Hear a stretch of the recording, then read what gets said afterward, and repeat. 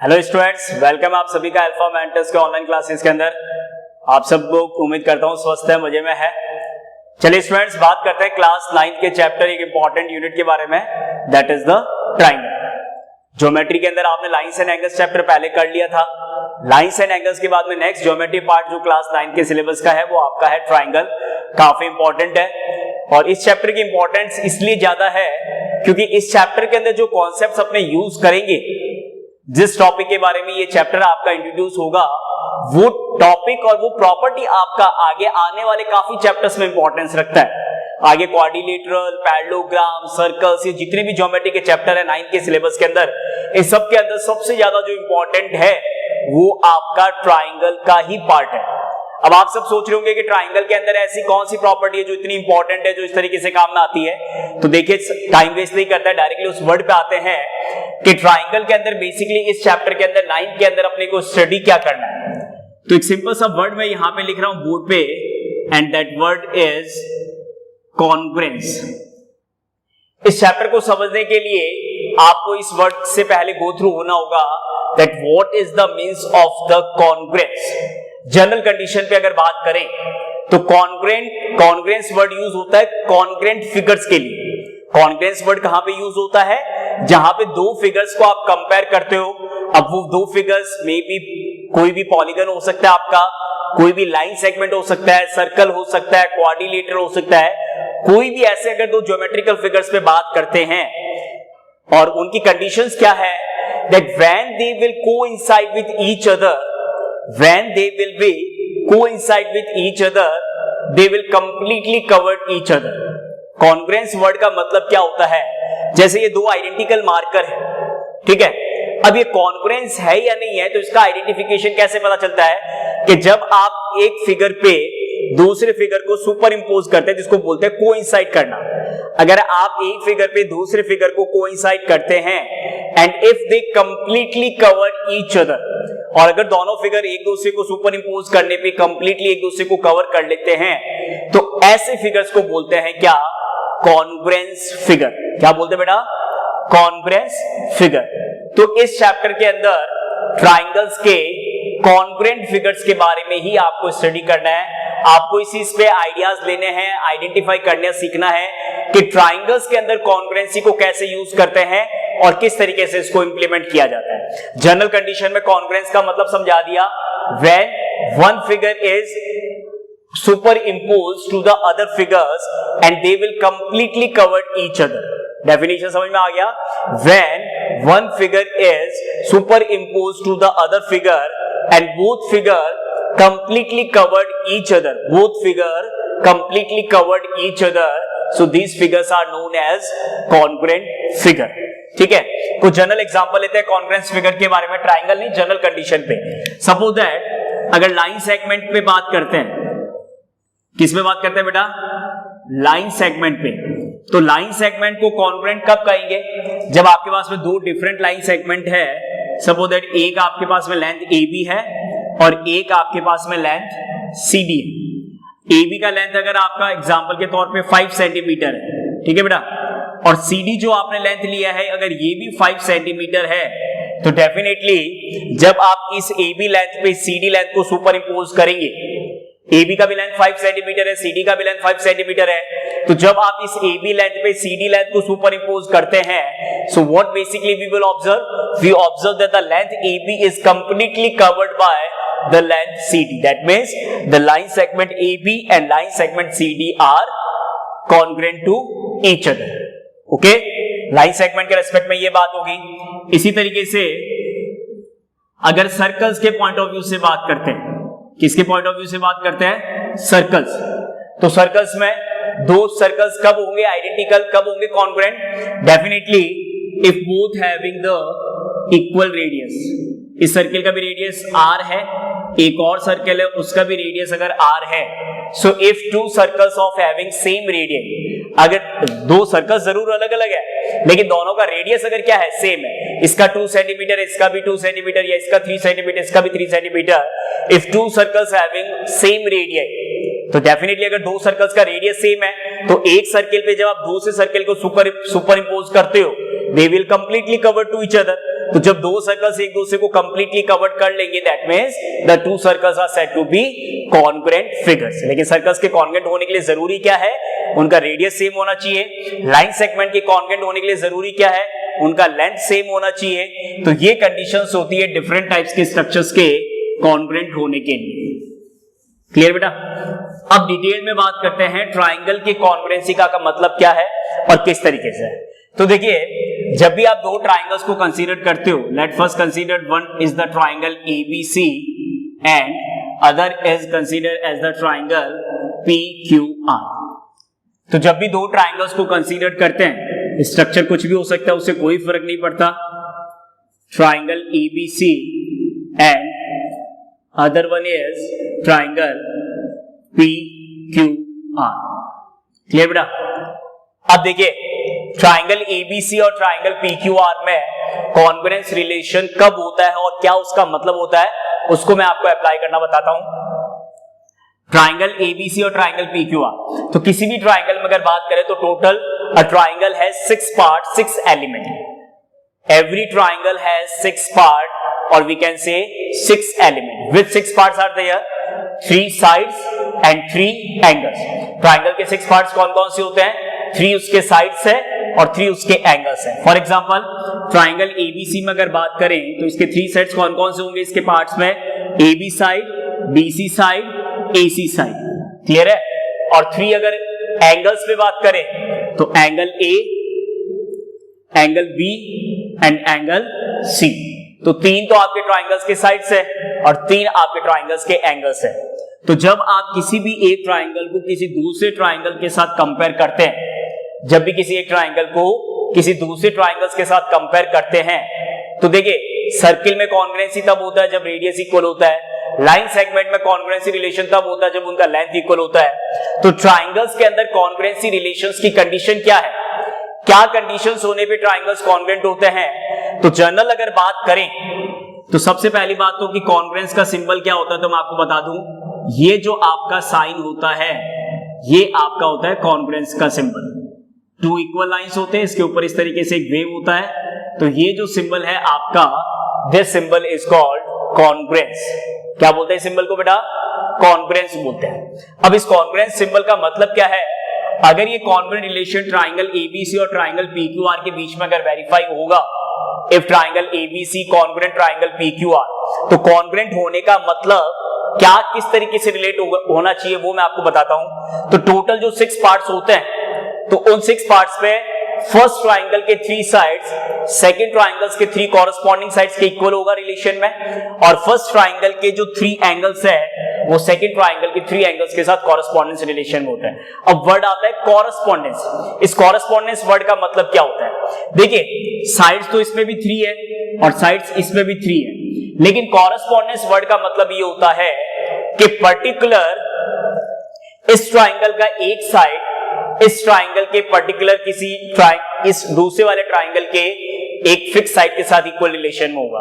अब कौन किसके साथ हो सकता है वो जरूरी नहीं है, लेकिन ये कंफर्म है कि अगर ट्राइंगल ABC और ट्राइंगल PQR में कॉन्ग्रुएंस रिलेशन है, तो उस कॉन्ग्रुएंस रिलेशंस के जस्टिफिकेशन के लिए, उस कॉन्ग्रुएंस रिलेशन के वेरीफाई होने के लिए इसके 3 साइड्स दूसरे ट्राइंगल्स के कॉरेस्पॉन्डेंस 3 साइड्स के इक्वल होना जरूरी है, तभी वो कॉन्ग्रुएंट रिलेशन अप्लाई हो पाता है। तो कॉन्ग्रुएंट वर्ड का मतलब किस तरीके से देखिए, फॉर एग्जांपल यहां पे ट्राइंगल का नेम है ABC और अगर इसको मैं कॉन्ग्रुएंट बता रहा हूं PQR के साथ, तो रिलेट कैसे करना होगा? देखिए साइड्स में बताता हूं सबसे पहले कि साइड्स में कैसे रिलेट करते हैं। देखिए बेटा, इधर ट्राइंगल ABC मतलब ABC के अंदर पहले आपका वर्ड यूज हो रहा है AB, तो इधर ABC को कॉन्ग्रुएंट कंपेयर कर रहे हैं PQR के साथ, तो ABC का AB साइड PQR के कॉरेस्पॉन्डेंस, ये कॉरेस्पॉन्डेंस वर्ड का मतलब होता है कि ABC का AB साइड PQR के PQ के साइड कॉरेस्पॉन्डेंस में होगा। क्लियर है? First side. सेकंड में ABC का BC साइड, ABC का BC साइड किसके कॉरेस्पॉन्डेंस? PQR के QR साइड के। थर्ड कंडीशन में ABC का AC साइड, ABC का जो साइड AC है वो PQR के PR साइड के कॉरेस्पॉन्डेंस। ये मतलब होता है साइड्स में रिलेशन। क्लियर है? इसी तरीके से अगर इनमें कॉन्ग्रुएंट है तो एंगल्स में क्या रिलेशन होगा वो देखिए।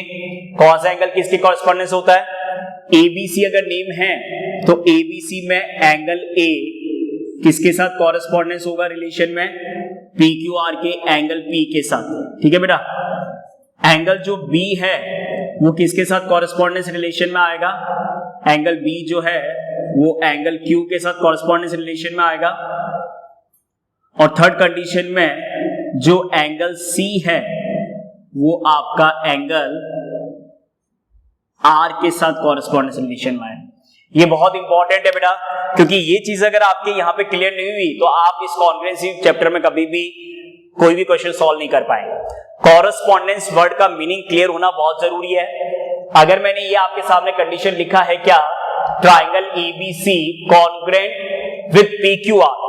देखिए जनरल जब नेमिंग लिखते हैं तो आपको पता है एबीसी को एबीसी भी लिख सकते हो, बीएसी लिख सकते हो, सीबीए लिख सकते हो, बीसीए लिख सकते हो, एसी भी लिख सकते हो। मतलब ट्राइंगल्स का नेमिंग कुछ भी हो सकता है।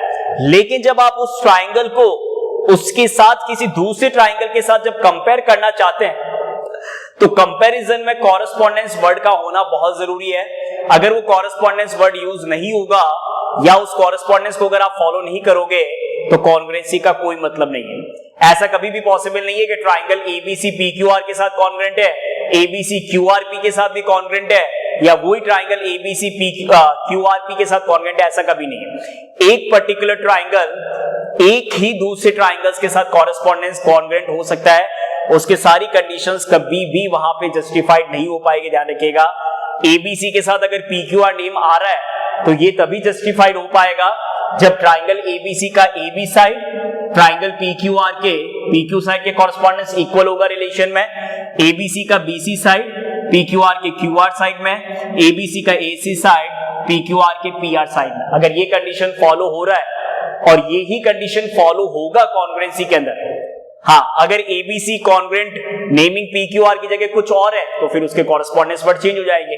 तो एक कॉरेस्पॉन्डेंस वर्ड से मतलब यही समझना है कि एबीसी में अगर AB PQ के साथ है और BC QR के साथ है और AC अगर PR के साथ रिलेशन में है तो ABC के साथ कॉन्ग्रुएंट नेम क्या आएगा? PQR ही आएगा। QRP, RPQ या PQR, PQR के अलावा और कुछ भी पॉसिबल नहीं। तो डायग्राम में कैसे रिप्रेजेंट करते हैं देखिए बेटा, इधर ट्राइंगल एबीसी का AB साइड कॉरेस्पॉन्डेंस इक्वल है PQR की PQ साइड के, एबीसी में BC साइड कॉरेस्पॉन्डेंस इक्वल है QR साइड के, और एबीसी का AC साइड कॉरेस्पॉन्डेंस इक्वल है PR साइड के। ये देखिए ये सिंबल यूज होता है। यहाँ पे सिंगल लाइन का रिप्रेजेंटेशन का मतलब ये हो गया कि जो AB लेंथ है वो साइड PQ के इक्वल है कंडीशन के अंदर।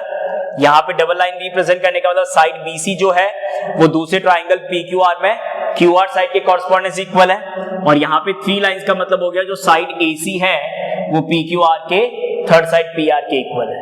AB equal to PQ, BC equal to QR, AC equal to PR। क्या ऐसा ही होगा? ये ऐसा इसलिए हो रहा है क्योंकि ABC कॉन्ग्रुएंट है किसके साथ? PQR के साथ।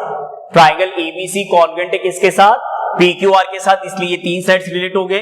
एंगल्स के अंदर एंगल A जो है वो इक्वल रिलेशन में होगा किसके साथ? P के साथ। एंगल B जो है, यहाँ पे डबल लाइन बना रहा हूं देखिए, B जो है वो एंगल Q के साथ इक्वल रिलेशन में होगा, और एंगल जो C है, जो एंगल C है वो आपका एंगल R के साथ इक्वल रिलेशन में होगा। क्लियर बेटा? तो ये होता है कॉन्ग्रुएंस वर्ड का मतलब। टोटल 6 पार्ट्स होते हैं, 3 साइड्स और 3 एंगल्स। तो अगर आप 2 ट्राइंगल्स को कॉन्ग्रुएंट कहते हैं, देखिए वैसे मैं आपसे आगे बात करूंगा चैप्टर्स के अंदर कि 2 ट्राइंगल्स के कॉन्ग्रुएंट होने के लिए हमेशा उनके 6 के 6 पार्ट्स को कंपेयर नहीं करते हैं। कुछ स्पेसिफिक ऐसे रूल्स होते हैं, कुछ स्पेसिफिक ऐसी प्रॉपर्टीज होगी जिसको अप्लाई करने से आपको 6 पार्ट्स में कंपेयर करने की जरूरत नहीं है। आउट ऑफ 6 अगर आप 3 पार्ट्स में कंपेयर करते हो और वो 3 पार्ट्स भी अगर आपस में इक्वल बनते हैं तो भी आप डायरेक्ट कॉन्ग्रुएंसी के बारे में रिलेशन लिख सकते हैं। तो कॉन्ग्रुएंट का ये रिजल्ट नोट कर लीजिएगा आप लोग कॉपी के अंदर, जिसमें कंडीशन क्या है? If triangle ABC congruent triangle PQR, then 6 parts, 3 sides and 3 angles are corresponding equal to each other. Clear है? तो ये तो हो गया कॉन्ग्रुएंट वर्ड का मतलब कि अगर कोई ट्राइंगल किसी दूसरे ट्राइंगल के साथ कॉन्ग्रुएंट है तो फर्स्ट ट्राइंगल्स के 3 साइड्स सेकंड ट्राइंगल्स के 3 कॉरेस्पॉन्डिंग साइड्स के इक्वल होंगे, फर्स्ट ट्राइंगल्स के 3 एंगल्स सेकंड ट्राइंगल्स के 3 कॉरेस्पॉन्डिंग एंगल्स के क्या होंगे, इक्वल होते हैं। ये आपका रिलेशन होता है कॉन्ग्रुएंट का। क्लियर बेटा? तो ये बहुत इंपॉर्टेंट है कि कॉरेस्पॉन्डेंस किस तरीके से रिलेट होता है। अब मैं आपको आगे बताता हूं कि बेसिक कॉन्ग्रुएंस रूल्स कौन कौन से यूज करते हो जिसके बिहाफ पे आप ट्राइंगल्स को कॉन्ग्रुएंट बता सकते हैं। तो कॉन्ग्रुएंस रूल के अंदर, कॉन्ग्रुएंस रूल पे अगर बात करें, कॉन्ग्रुएंस रूल के अंदर सबसे पहले आता है SAS, जिसको आप लोग क्या बोलते हैं, साइड एंगल साइन। अब ये भी जैसे मैंने आपको बताया था कि कॉन्ग्रुएंसी के लिए 6 के 6 पार्ट्स को कंपेयर नहीं किया जाता है, कुछ स्पेसिफिक रूल्स होते हैं, अगर वो रूल्स फॉलो हो रहे हैं तो भी डायरेक्टली ट्राइंगल्स को कॉन्ग्रुएंट कहते हैं। तो कॉन्ग्रुएंस रूल्स के अंदर ट्राइंगल के अंदर सबसे पहला क्या है, SAS। अब देखिए ऐसा कुछ नहीं है कि टाइम पास के लिए SS बोला जा रहा है, कुछ स्पेसिफिक रीजन है जिसकी वजह से इसको SAS ही बोला जाता है और इसको SAS ही करके यूज किया जाएगा। तो SAS वर्ड एब्रीविएशन मतलब होता है side angle side. S stand for side, A stand for angle and again S stand for side. So that is side angle side. Clear है? अब ये side angle side basically work कैसे करता है congruency का, तो उसका एक एग्जांपल लेता हूं मैं आपके सामने। फॉर एग्जांपल, अगर आप एक ट्राइंगल कंसीडर करते हैं ABC और इसी के साथ एक और ट्राइंगल आपने कंसीडर किया PQR। ध्यान से समझना बेटा मैं क्या चीज एक्सप्लेन करना चाह रहा हूं। तो कॉन्ग्रुएंसी रूल अगर SAS किसी क्वेश्चन में एप्लीकेबल हो रहा है, साइड एंगल साइड अगर रूल अप्लाई हो पा रहा है तो कैसे वर्क करता है क्वेश्चंस के अंदर, 2 साइड्स एंड 1 इंक्लूडेड एंगल। ध्यान रखिएगा वर्ड जो इंपॉर्टेंट है, इसका डेफिनेशन क्या होता है साइड एंगल साइड का, वो लोग आप कॉपी में लिख लीजिएगा। 2 triangles are said to be congruent, copy में लिखिए SAS के अंदर 2 triangles are said to be congruent. 2 triangles are said to be congruent if 2 sides and 1 included angle of triangle. If 2 sides and 1 included angle of triangle are corresponding equal to the two sides and the included angle of the other triangle. 2 triangles are said to be congruent if 2 sides and included angle of one triangle are corresponding equal to the 2 sides and included angle of the other triangle. समझ में आया? अब देखिए, अब इसको diagram से समझाता हूं कि क्या मतलब इसका। 2 ट्राइंगल्स को आप कॉन्ग्रुएंट SAS के बिहाफ पे कब कह पाएंगे, जब 2 साइड्स और इंक्लूडेड एंगल। देखिए 2 साइड्स के बीच में अगर एंगल लिखा जा रहा है तो इसका मतलब यही होता है कि 2 साइड्स जो भी आप इक्वल बता रहे हो और जो एंगल आप इक्वल यूज कर रहे हो, that angle should be included between the 2 sides. That angle should be included between the 2 sides. Suppose that कोई ऐसी कंडीशंस है फिगर में आपके पास में कि आपसे ये कहा जा रहा है कि AB इक्वल है PQ के, आपसे किसी कंडीशन में ये कहा गया कि AC इक्वल है PR के, तो तीसरे साइड्स को कंपेयर करने की जरूरत नहीं है। अगर 2 साइड्स आपके रेस्पेक्टिव इक्वल है, AB इक्वल है PQ के, AC इक्वल है PR के, तो इंक्लूडेड एंगल का मतलब क्या है, देखिए बेटा इधर इस ट्राइंगल का AB और AC साइड काम में आ रहा है, तो AB और AC अगर दूसरे ट्राइंगल्स के 2 साइड के साथ इधर इक्वल कंपेयर हो रहा है तो इसका मतलब ये हो गया कि AB और AC के बीच में जो इंक्लूडेड एंगल है, कौन सा एंगल है AB और AC के बीच में इंक्लूडेड एंगल, एंगल A है। तो ये एंगल A इक्वल होना चाहिए जो PQ और PR में आप कंपेयर कर रहे हो उसमें इंक्लूडेड एंगल P के साथ। अगर आपके पास में ये कंडीशन है क्या, देखिए इधर अच्छे से, if AB इक्वल है PQ के, एंगल A इक्वल है एंगल P के और AC इक्वल है किसके, AC इक्वल है PR के, तो ऐसी कंडीशंस अगर आपके पास में है, AB equal to PQ side, एक और आपके पास में साइड है AC और PR, और इन दोनों साइड्स जो AB और AC कंपेयर हो रहे हैं PQ और PR के साथ कॉरेस्पॉन्डेंस, तो AB और AC में इंक्लूडेड एंगल A और PQ और PR में इंक्लूडेड एंगल P, अगर ये आपस में रिलेशन इक्वल है तो इसका मतलब आप कंडीशन क्या कहेंगे, triangle ABC congruent triangle PQR by which property, SAS। ये होता है साइड एंगल साइड। समझ में आ रहा है आप लोगों को बेटा? देखिए वापस से रिपीट कर रहा हूं, 3 साइड्स है, 3 में से कोई भी 2 साइड्स आपके फर्स्ट ट्राइंगल के कॉरेस्पॉन्डेंस इक्वल होंगे दूसरे ट्राइंगल्स के, लेकिन एंगल इंपॉर्टेंट है कि जिन 2 साइड्स को आप दूसरे ट्राइंगल्स के 2 साइड्स के साथ कॉरेस्पॉन्डेंस इक्वल बता रहे हैं, जो एंगल है वो इंक्लूडेड होना चाहिए। तो AB और AC में एंगल A इंक्लूडेड हो गया, जो दोनों के बीच में है, और जिससे कंपेयर कर रहे हो PQ और PR, तो इस PQ और PR के एंगल P के साथ आप इसको कंपेयर कर रहे हो, तो एंगल A और angle P, AB equal to PQ, AC equal to PR, अगर ये 3 कंडीशंस फॉलो हो रहे हैं, then the triangles are said to be congruent by which criteria, by the rule SAS। I think आप सबको समझ में आ गया होगा कि साइड एंगल साइड किस तरीके से वर्क करता है।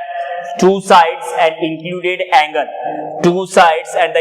angle are corresponding equal to the, corresponding word का मतलब ये हो गया कि ABC में AB के कॉरेस्पॉन्डेंस PQ, AC के कॉरेस्पॉन्डेंस PR और एंगल A के कॉरेस्पॉन्डेंस एंगल P। तो कॉरेस्पॉन्डेंस वर्ड का मतलब सीक्वेंस वही फॉलो होना चाहिए। आप इस कंडीशन में ABC को QRP या RQP या QRP इनके साथ कॉन्ग्रुएंट नहीं बता सकते। ABC सिर्फ और सिर्फ कॉन्ग्रुएंट होगा किसके साथ, PQR ट्राइंगल के साथ। समझ में आ गया? तो अगर ये रूल फॉलो हो रहा है किसी क्वेश्चन में, तो आपको बाकी 3 पार्ट्स में कंपेयर करने की जरूरत नहीं है, आप सिर्फ इन 3 पार्ट्स को इक्वल बता के भी ट्राइंगल्स को कॉन्ग्रुएंट बता सकते हैं। और उसके लिए ब्रैकेट में रूल क्या लिखेंगे, SAS कॉन्ग्रुएंस रूल। लेकिन देखिए बेटा, अगर आपके पास में 2 ट्राइंगल्स कॉन्ग्रुएंट है, तो इतना तो आप जानते ही हैं कि 2 ट्राइंगल्स अगर कॉन्ग्रुएंट है तो इसका मतलब उस ट्राइंगल्स के 3 साइड्स कॉरेस्पॉन्डेंस अदर ट्राइंगल्स की 3 साइड्स के इक्वल होंगे, और उस ट्राइंगल के 3 एंगल्स कॉरेस्पॉन्डेंस अदर ट्राइंगल्स के 3 एंगल्स के इक्वल होंगे। लेकिन कॉन्ग्रुएंसी में तो आपने सिर्फ 3 पार्ट्स को यूज किया है, then other 3 parts will also equal, and that is known as, and that property is known as CPCT। अभी CPCT वर्ड का मतलब आप लोगों को कॉपी में क्या लिखना है, CPCT वर्ड का मतलब लिख लीजिएगा, corresponding parts of congruent triangle. CPCT लिख लीजिए full form, corresponding parts of congruent triangle. Corresponding parts of congruent triangle क्या मतलब इसका, कि अगर आपने ABC और ट्राइंगल PQR को कॉन्ग्रुएंट बता दिया, अगर आपने ट्राइंगल ABC और ट्राइंगल PQR को अगर आपने कॉन्ग्रुएंट बताया है, तो ABC के जो 3 साइड्स है वो कॉरेस्पॉन्डेंस इक्वल है PQR के 3 साइड्स के, और ABC के जो 3 एंगल्स है वो कॉरेस्पॉन्डेंस इक्वल है PQR के 3 एंगल्स के। तो 3 पार्ट्स तो आप यूज कर चुके हो, बाकी जो 3 पार्ट्स है उनमें भी रिलेशन आपस में इक्वल होगा, और वो जो रिलेशन आपस में इक्वल होता है तो उसके लिए ब्रैकेट में रीजन लिखता है CPCT, that is the corresponding parts of congruent triangle. इसका मतलब ये हो गया कि ABC PQR के साथ कॉन्ग्रुएंट है, तो जो रिमेनिंग थर्ड साइड है कौन सा, ABC का BC साइड, PQR का QR साइड, तो BC और QR आपस में इक्वल होगा।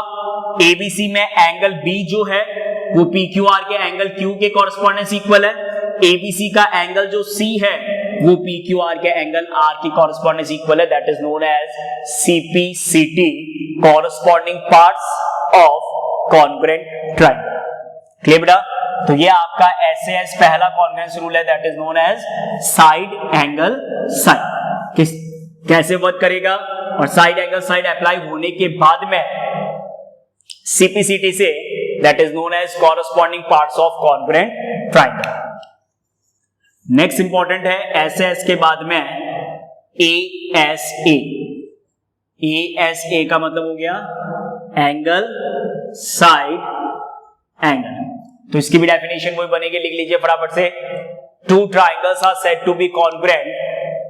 लिखिए आप लोग अपनी कॉपी में, 2 triangles are said to be congruent if 2 angles and 1 included side, if 2 angles and one included side of one triangle, if two angles and one included side of one triangle are corresponding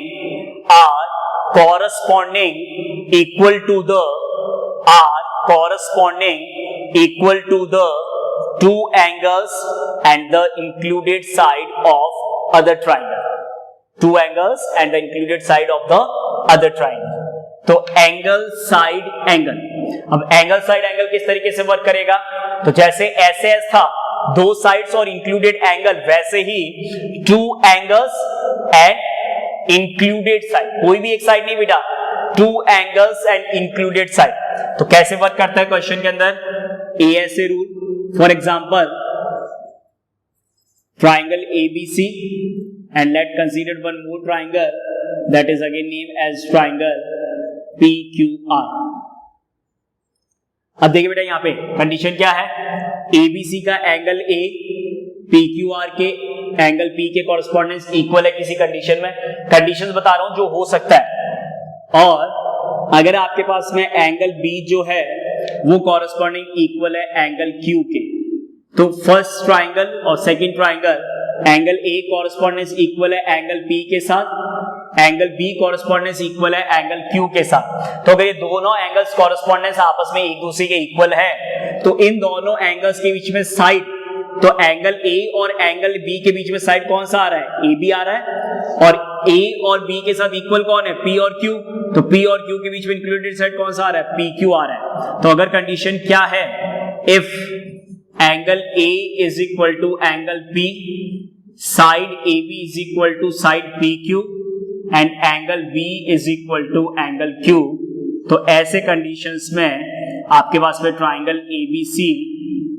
triangle ABC जो है वो congruent होगा। किसके साथ congruent होगा बेटा? Triangle ABC congruent triangle ABC congruent triangle PQR by which criteria? ASA, that is angle side angle. समझ में आ गया होगा? तो A के साथ एंगल P, B के साथ एंगल Q और AB के साथ कॉरेस्पॉन्डेंस PQ, तो दो एंगल्स और इंक्लूडेड साइड अगर आपस में इक्वल है, then the triangles are said to be congruent by which criteria? ASA। जिन तीन पार्ट्स को इक्वल लेके आप ट्रायंगल्स को कॉन्ग्रुएंट प्रूफ करते हो, जो रिमेनिंग थ्री पार्ट्स है वो भी आपस में इक्वल होगा, और उसके लिए एक ही रूल है रिमेनिंग थ्री पार्ट्स के इक्वल होने के लिए, क्या? CPCT, that is known as corresponding parts of congruent triangle. Corresponding parts of congruent triangle. समझ में आया बेटा? अब देखिए यहां पे एक इंपॉर्टेंट डिस्कशन और है कि इसी ASA को और करके AAS से भी रिप्रेजेंट कर सकते हैं। ASA that is angles and included side.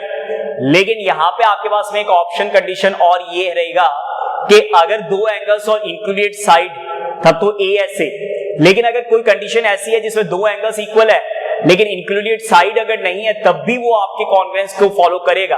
क्यों करेगा? उसका रीजन देखिए बेटा, कि अगर ये कंडीशन है जिसमें एंगल A और एंगल P इक्वल है, एंगल B और एंगल Q इक्वल है, और इनके बीच में AB और PQ अगर आपस में इक्वल है, तब तो ये हो गया ASA।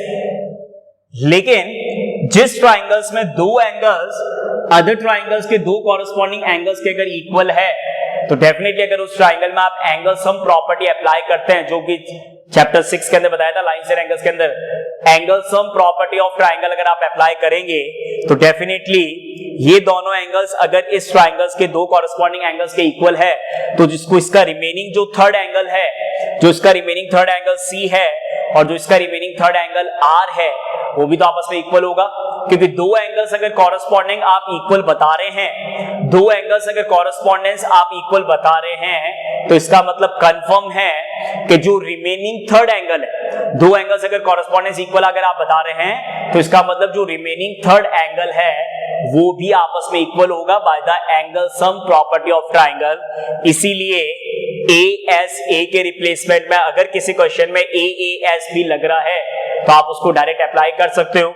क्योंकि फॉर एग्जांपल अगर यहाँ पे एंगल B नहीं हो गया, अगर एंगल C और एंगल R आपस में इक्वल होता, तो कोई प्रॉब्लम नहीं है।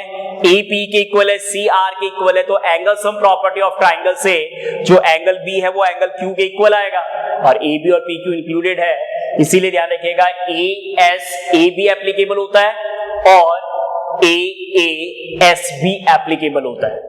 क्लियर बेटा? ASA भी लिख सकते हैं और AAS भी लिख सकते हैं। तो बेसिकली मैंने आपको दो रूल्स बताए हैं कॉन्ग्रुएंसी के, जिनके भी आप ट्राइंगल्स को कॉन्ग्रुएंट कर सकते हैं। First is SAS side angle side, and second is ASA angle side angle, और इसके अल्टरनेट पे AAS का भी आप यूज कर सकते हैं। तो इन्हीं को लेके क्वेश्चंस में कैसे अप्लाई करते हैं, किस तरीके से कॉन्ग्रुएंसी अप्लाई होता है, क्या कंडीशंस गिवन होता है, उनको यूज करते हुए कैसे कॉन्ग्रुएंस करते हैं, और कॉन्ग्रुएंट प्रूफ करने के बाद में CPCT को कैसे यूज करते हैं क्वेश्चंस के साथ। नेक्स्ट क्लास में मिलते हैं, तब तक आप अच्छे से रिवाइज कीजिए। Take care, thank you students.